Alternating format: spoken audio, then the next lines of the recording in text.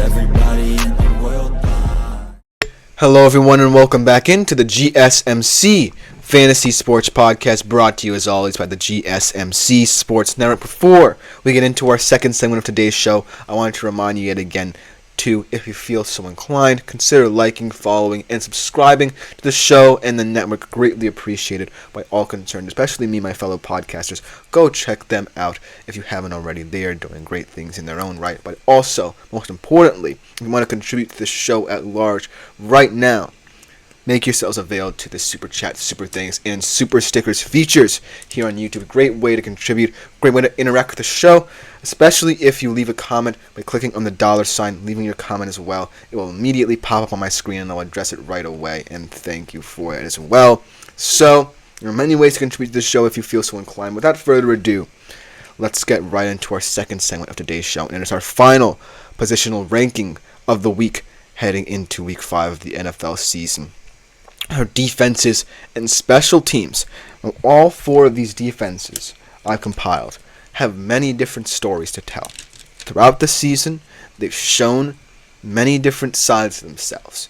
There have been some ups, there's been some downs, there have been some peaks and valleys with all four of these defenses.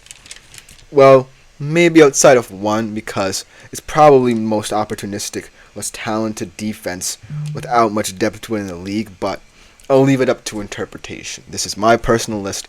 Maybe if you want to leave yours in the comments to let me know, that would be fantastic. But for now, without further ado, let's just jump right into my first list. My first team here, I could have actually picked their opposing team's defense from this week because of how special they've looked. But it's the Raiders' defense. Like I said, I could have picked the Broncos' defense as well because both of these teams are kind of terrible on the offensive side of the football. But it's Bo Nix that the Raiders are going up against. They had 1 interception, 3 sacks, 10 fantasy points versus Cleveland. So as you can see, they feast on terrible offenses that haven't really found their rhythm. And you're probably wondering, well, Chris, this is a Raiders defense, mind you, that's had a lot of injury woes in the past. They've lost Malcolm Kuntz, the guy opposite Max Crosby in the defense. They've had Max Crosby out for a little bit of time. On the back end, they've lost guys like Divine Diablo and Jack Jones, and you would be right in that regard. They are very thin. But a lot of these guys have stepped up. Maybe it's the Antonio Pierce effect. He said he wanted to play physical defense when he started his tenure, and he wanted guys that might not get much attention as the stars of this defense, like Crosby, to really step up. And we've seen it. Robert Spillane, one of the league leaders in tackles this year. We've seen it time and time again. Yes, like I said, the Broncos' defense is also an appealing option in this game because the Raiders' offense are slouches as well. They're not the best. The Broncos' defense has looked very, very good over these past 2 weeks, shutting down impressively a Tampa Bay Buccaneers offense that has 2 of the best wide receivers in the league, and a Jets offense that you kind of expected to be a little bit stagnant to continue this season, but they have some good players, and it's Aaron Rodgers, for goodness sakes. So this feels like a game where defense could rule the day. So I'm saying the Raiders defense has the easier task because if you have any faith in Bo Nix, you might just be crazy in running this Broncos offense. I think that Buccaneers game, for example, was an aberration. We're not going to see many performances like that from him. So the Raiders defense could have an easier task. But at the end of the day, if you like defense, if you value defense as a position in fantasy football, look to this game because it's going to be a defensive slugfest, if anything. The second defense on my list is one that I'm very familiar with, and this could come back to bite me because of injuries as well, but it's the Seattle defense. I'm going to do something that I don't often do when I talk about these defenses, or different skill position players for that matter. I'm not going to mention the stats from last week's game. This is not a biased thing. This is not indicative, I believe, of what the Seattle Seahawks defense can be. Because yes, you can say the good things we've seen on defense from them came against weak opposition. They came against a rookie Bo Nix, a backup in Skylar Thompson, and a guy in Jacoby Brissett who is like a lamb for slaughter in that Patriots offense. And when they go into Detroit, depleted, bruised, battered, they had no chance against the Lions offense. Now they're going up against a Giants team that, their offense really hasn't clicked this far, and they're really hoping that they're going to get Malik Neighbors back for this game so that they can at least have a chance. But the reason why I'm saying the Seattle defense is one to continue to keep your eye on is I'm not necessarily making an excuse that if, they are fully healthy against a team like Detroit, they could have won that game. But it's a question, right? There's a question. There's a seed of doubt in people's minds about, how good would the Detroit offense have looked if, Seattle was fully healthy on that side of the football. And it's a Giants team that really, outside of Malik Neighbors, isn't special. And with a quarterback who can't really affect anyone with an explosive play here or there in Daniel Jones, then I see no reason as to why not, even if they're still missing some key players on the side of the football, Seattle will not have a good game on the defensive side. So look for Seattle to kind of have a quote-unquote bounce-back game. The jury's still kind of out, not just me as a Seahawks fan, whether or not they'll look good with all the pieces of their defense there. But in games like this, in winnable matches especially, look for them to look pretty good. And the next defense I want to talk about is one that is the king of takeaways this year. They're not the prettiest defense. They allow a lot of points. They have in the past couple of weeks. But the Green Bay Packers defense is one of the more opportunistic defenses in the league. Xavier McKinney, one of the league leaders in interceptions, if not the league leader, I believe, with 4. Jair Alexander turning back the clock. And it's just a defense that's really fun. They're going up against a Rams offense that, yes, have found different ways to utilize the depth that they have at their disposal, while with the absences of Kupp and Nakua, but it hasn't really been to the most positive effects. Yes, they got that kind of get-out-of-jail-free win against San Fran, but against the Bears, like I said, they were going to get exposed eventually. Against the Packers, if Matthew Stafford isn't on his game, we're looking at potentially a huge turnover battle here, because, not for nothing, the Packers' secondary is perhaps the best in the league. 1 interception, 2 fumble recovers, 2 sacks for 6 fantasy points last week. So if you like more opportunistic defenses, yes, they may give up a lot of points, and that might affect their points tally in fantasy. But at the end of the day, if they can turn some of these interceptions into pick sixes, if they can turn these fumble recoveries into good field position, then it might not even matter how many points they're giving up, because, like I said, opportunistic defenses are kind of some of the most valuable in fantasy football, if you guess my drift. And the next one I'm going to talk about, in the same division, in the same situation, but looking at this game, it's going to be a very gritty game, I think. Because on both sides of the offense for both of these teams, you have questions at the positions. For the Packers, if Christian Watson isn't healthy, how okay are you with the receiver core you have right now? Because every one of them in their own right is impressive. You still have Gene Reed, who could potentially be a wide receiver 1 on any given Sunday, or play like one. You have Romeo Doubs, who's a great red zone threat, decent verticality. You have Dontavion Wicks. You have perhaps the best tight end room in the league in Tucker Kraft, or at least the most versatile. So you're still asking questions, how do you distribute the ball?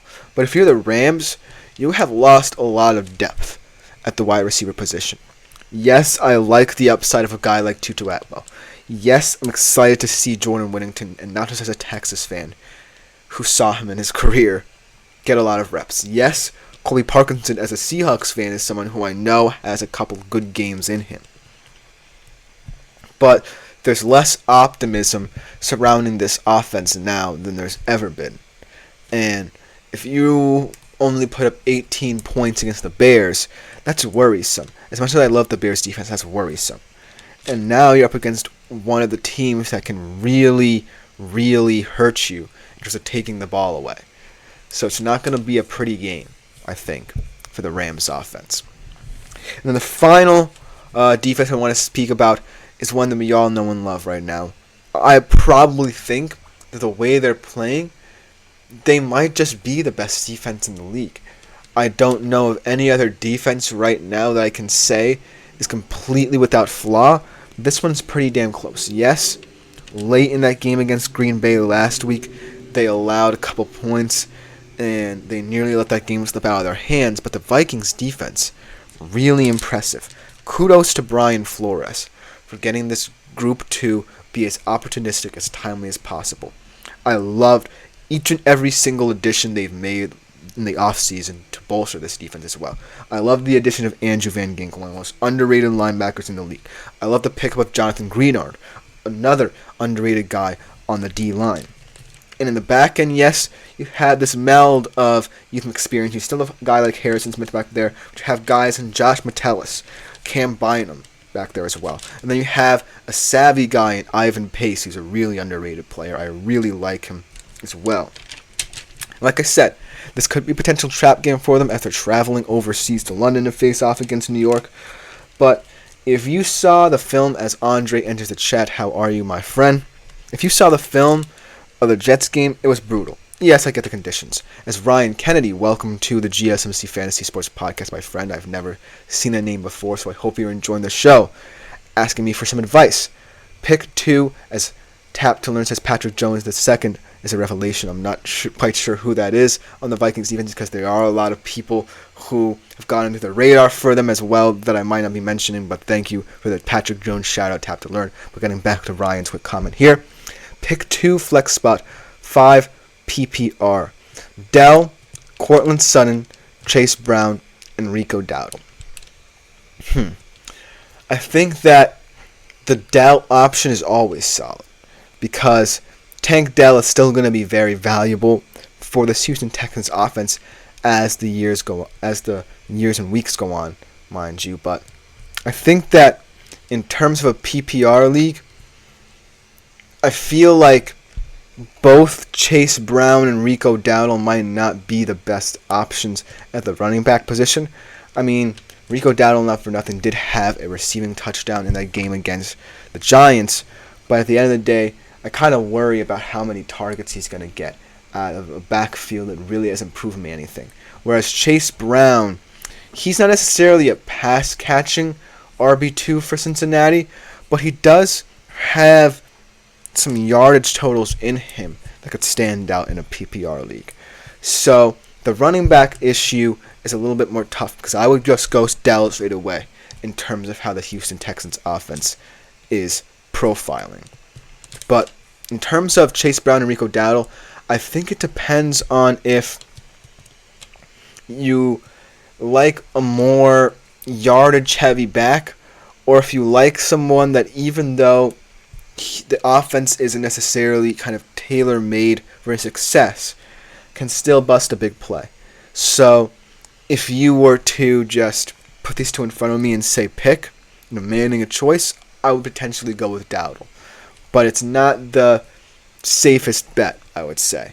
I feel like Chase Brown, I can't ignore the fact that he looks explosive every time he touches the football at the running back position for Cincy. So it's definitely a weird one, but I would pick, if you just put this at face value, Dell and Dowdle. Hope that helps. I hope you luck. As Tap to Learn says, Jones has 4 sacks already for Minnesota at IDP Steel. Shout out to anyone who plays IDP at all as well. I love that version of fantasy football. But to conclude this segment, thinking about the Vikings defense, like I said, how can you not love a defense with not many quote-unquote big names being led by one of the great defensive minds in the league right now in Brian Flores, time and time again, proving people wrong. That's all I have to say about that. But let me know what you think in the comments, as Ryan Kennedy says thank you. Thank you to you, my friend, for joining the show. Hope you have a great fantasy football week. As Andre also says, I think Brown is the future starter in Cincy. That's a bold take for right now, but I like it a little bit because he does look a little bit more explosive in that offense when I've seen him than Zach Moss. But without further ado, we do have to take a quick break. When we come back, I make my first ever Chris's Picks segment, talking about some games in this weekend slate that I think can hit big for you in terms of betting perspective, giving you advice on that front. We'll be right back after this short break. Don't go anywhere.